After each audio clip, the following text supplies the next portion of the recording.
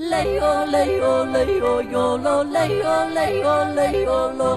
Rippy-o, dippy-o, dee-doo-doo-doo-doo-doo. Leo, Leo, Leo.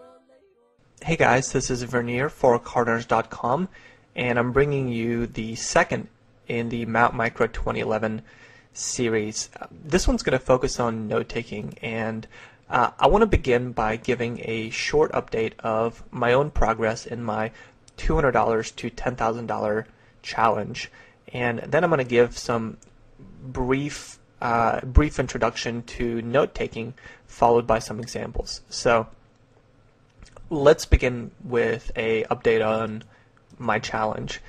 I am pretty happy to report that I barely cracked the $1,000 mark with my $200 bankroll, and most of it came with a great run at the 25 no limit tables.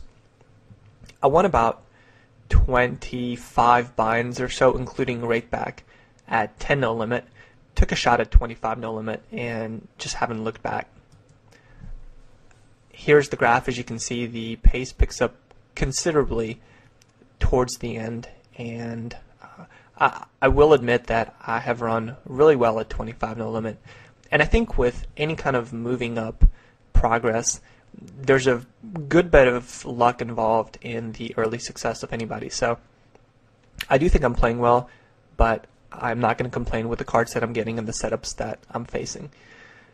Alright, so now let's go to the topic of the day, which is note-taking, and I will begin with a video that one of my students sent me. I asked my students to make videos for me. This is a hand that I took from one of these videos. It's a 25 no limit rush. So we have a limper in the cutoff. We isolate this limper with king jack offsuit, get called by a 11-6 regular from the small blind, and face a donk bet on a 3-6 ace board with an overcall. So we have no equity and we end up folding, but we do sit out so that we can observe the hand. On the turn, the small blind leads again so he led for half pot on the flop, and now he's leading for a quarter pot on the turn, and the initial limper calls pretty quickly, and on the river the small blind leads for between a fifth and a fourth pot, and the limper calls pretty quickly. Small blind shows up with ace king, and the initial limper shows up with pocket kings. So my student makes two notes. Limp called a raise with king king, check called all streets on the cutoff, and then on the regular, cold called ace king in the small blind, bet small all streets, ace 6 3, let me go back, XX board. So that's the note he took. Actually, that's the two notes he took, and in this video we're going to discuss basically where we would go from here. So everything we cover in note-taking is going to relate to one of these ideas. First of all, your notes should supplement your HUD, not mirror it. Now, all these ideas I'm going to go into a little bit more detail in a bit. Secondly, you want to focus on irregulars and people you will see again, not so much on the fish. Third, the more detail you put down, the better. Third, anything that you see non-standard is going to be a good note. So for example, if somebody calls Jack 3 suited to a 3-bet in position, and they seem from their HUD to not be a complete fish, I would make a note on that. And finally, anything exploitable, anything that you think you are going to be able to, anything that if you knew that this is how they played the hand, you definitely could have played the hand for much more value. Make a note of that as well. It's important that your notes don't mirror your HUD. For example, if you write something like folds to a lot of 3-bets, but the HUD says that this person has a fold to 3-bet of like 88%, then the note just takes up space in your note box. Calls very loosely out of the blinds is another thing that is not really relevant. It's not very helpful. Opens 9-10 suited from early position.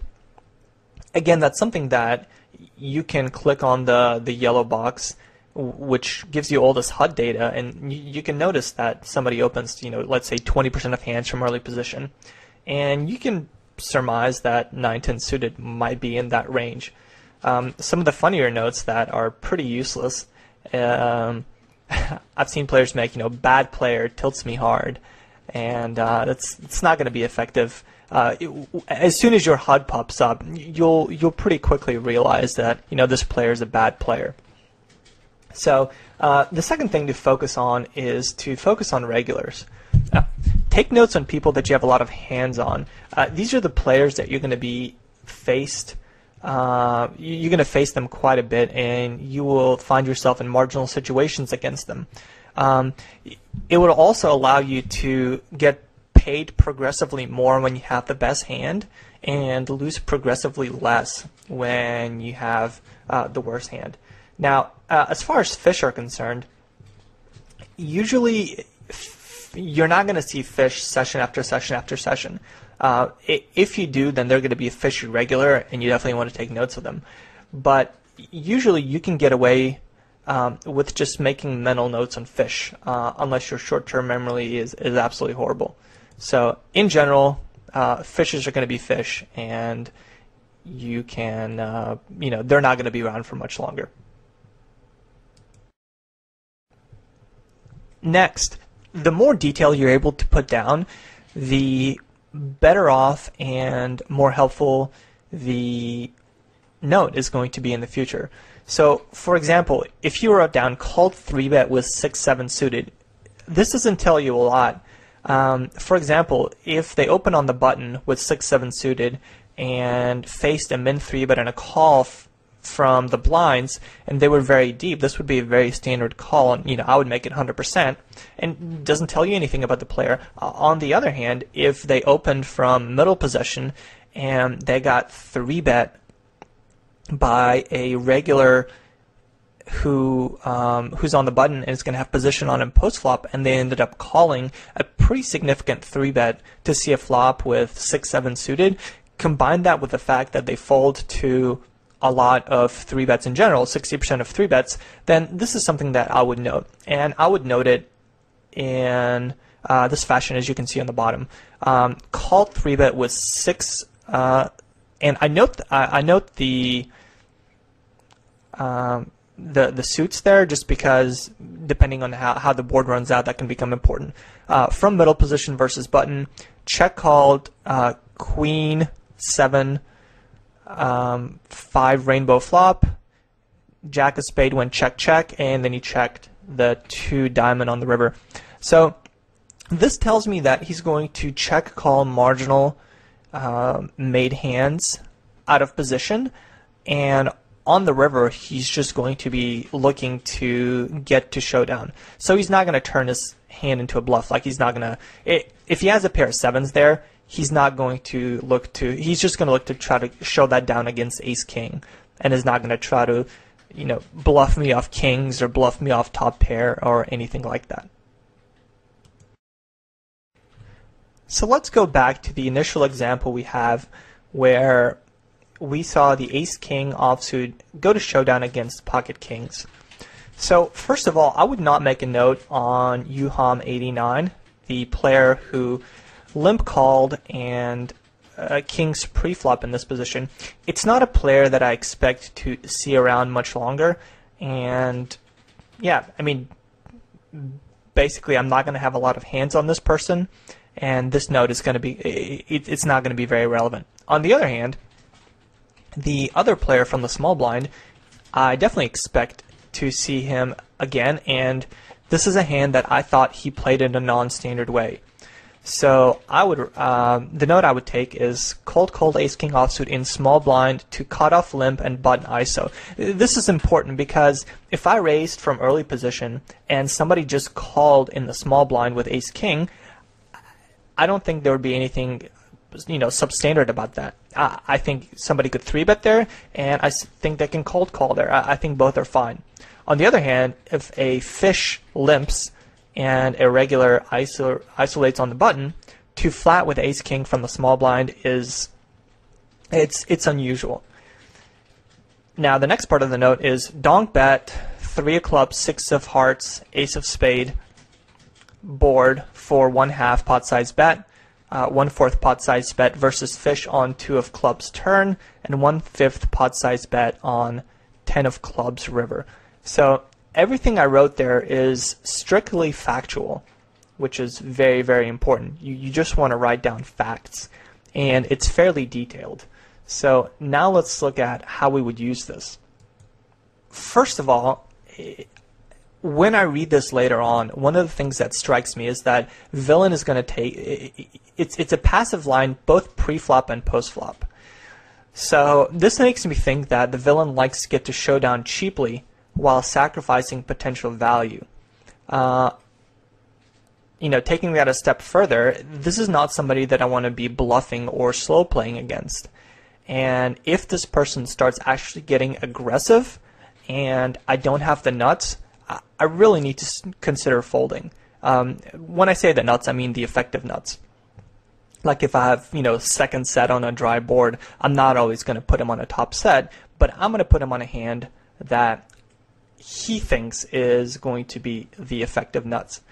So make notes that you can then extrapolate information and from and be able to exploit this villain and play against them much more effectively.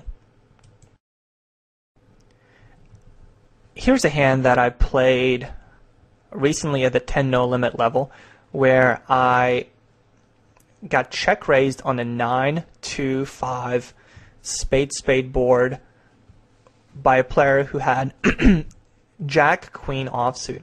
So the note I took is big blind versus middle position raised, check raised 9-2-5 with 2 spades flop with essentially air, and checked a king of spade turn. This would have been a good card for him to bluff and represent a flush, but then bet 1/2 pot size bet on 8 of heart river.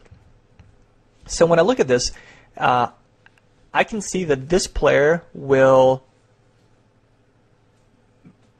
play the flop much more than play his own hand. So this is a pretty good flop to check raise because it's draw heavy, etc. But he does it with a hand that has absolutely no equity other than 2 potential overcards. So he's essentially doing it with air. He doesn't have any backdoor spades or anything like that. He didn't bluff the obvious scare card, being the spade, and then he took a cheap shot on the river. Very small bet, which only has to work a third of the time to show a profit. So that's the first example. The second example, you actually don't see what they had, but the player who bet initially is he had pocket kings in this case. So we went to the flop multi-way, and he bet half pot 3-way with pocket kings on a 9-10 ace flop. Very draw heavy, ace high flop. He bet small, and then he blocker bet very small on the turn, and he check called the river.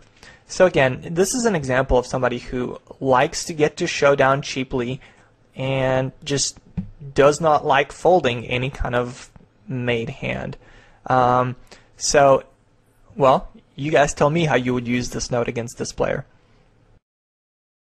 In part 2 of the series, we're going to go to Hold'em Manager and look at how we can use the player filter to look for regulars that we have a lot of hands against and start really painting a picture of their game and looking for ways to exploit that. So until next time, for CardRunners.com, this has been Verneer.